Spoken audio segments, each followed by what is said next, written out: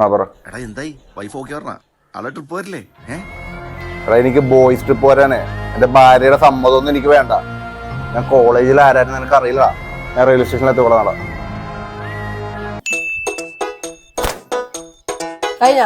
ഇപ്പൊ തീരും.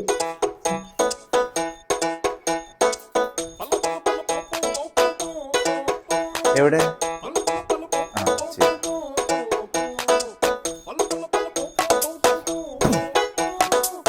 മര്യാദക്ക് കഴിഞ്ഞു.